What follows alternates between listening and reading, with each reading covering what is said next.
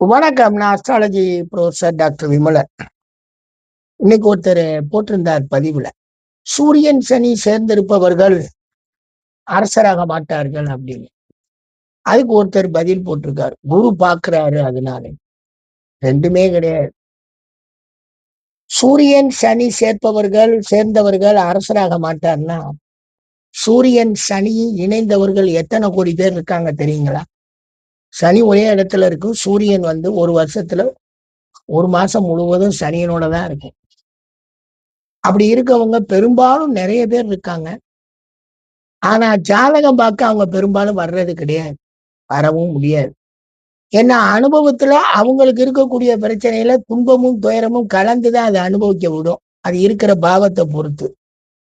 ஏன்னா அதனால ஏற்படக்கூடியது என்னன்னா, சனியும் சூரியனோட சேர்ந்தாலே தொந்தரவு தான்.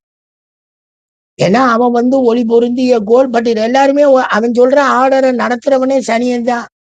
அவன்கிட்ட இருந்து திருடிட்டு வானா இவன் சனியன் தான் போய் திருடிட்டு வரணும். சூரியன் போய் திருட போறது கிடையாது.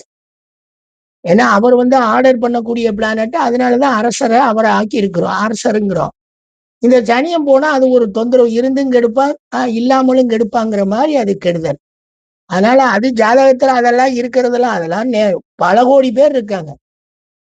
கிட்டத்தட்ட நீங்க பாத்தீங்கன்னா என்னுடைய கணிதப்படி சூரியன் சனி இணைந்தவங்க ஒரு 65 கோடி பேர் இந்த உலக மக்கள் தொகையிலே இருப்பாங்க.